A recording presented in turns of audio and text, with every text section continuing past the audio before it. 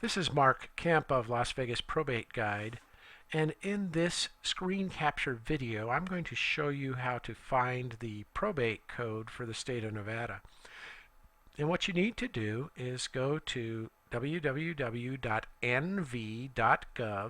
and that brings you to this official website of the state of Nevada. And if you go to this menu, it goes across Government, Employment, Education, you want to hit Government, and see that drop-down menu takes us across to the different branches of the government. We want to go all the way over to the right to the section for Legislative Branch, because it is the Nevada legislature that creates the laws in the state of Nevada. And on the main page for the legislature, come over to the upper left corner and you'll see Law Library. And if you come across to the right, it has Nevada Revised Statutes, and you want to go even further right to the tab for Table of Contents, because that is the easiest way to navigate through the statutes. And when we get to the Nevada Revised Statutes, you'll see that the statutes are divided into titles, and then each title has different chapters. So what we want to do is go over to the right, and we want to scroll all the way down to Title 12, because wills and estates of deceased persons are governed by Title 12. And we want to start briefly. I'll just look at Chapter 132, and what you'll see under General Provisions, you'll see all these definitions of the different words. And if you listen to the Let's Talk Probate calls on Mondays, when I do the vocabulary words, sometimes I'll be using the definitions that are in this section. So for example, if we hit the tab for Executor, Executor comes up here at the top, and that's NRS 132.130. Executor means a person nominated in a will and appointed by the court to execute the provisions of the will and administer the estate of the decedent. So if there's a word you run across in the probate code that we haven't talked about on a Let's Talk Probate call, you can come to this section, Title 132, and see if it's defined there. Now if we go backwards, back again to the main section of the statutes, you'll see a Chapter 133 governs wills.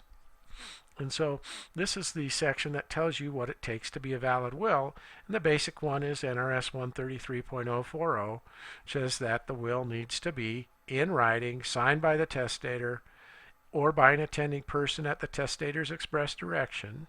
So we have a person who can't sign their name anymore. They can have somebody sign for them or help them write their name. And attested by at least 2 competent witnesses who subscribe their names to the will in the presence of the testator. So that's a valid will. It doesn't have to be signed in front of a notary. It doesn't have to have anything special. I had a will once with the 2 witnesses. They just wrote, "We witness this," and they signed their name. And that was a valid will.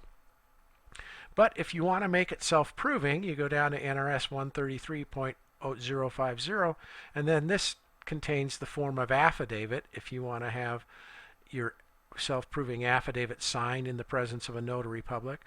But if a notary is not available, just go down to this section, include this declaration under penalty of perjury, and that is signed by the 2 witnesses without a notary present, and it's still a valid will. So that's the section on a will.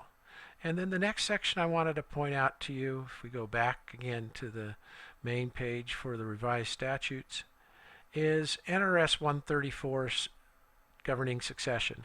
Because what we talked about is who are the heirs at law. So who are the people who inherit if there is no will? And that is defined here in Chapter 134. And what you do is you just go down and see which situation fits your circumstance. So if we click on 134.040, it starts with surviving spouse and issue. And then it tells you if there's a surviving spouse and only 1 child, the estate is 1/2 to the spouse and 1/2 to the child. Now remember, this is only for the separate property assets. Community property, if there's no will, it's all going to end up with the spouse. But if there's separate property, that part of the estate that's owned by the decedent, that is the decedent's separate property, would go to the spouse and to the child. But then you go down to if there's surviving spouse and no issue.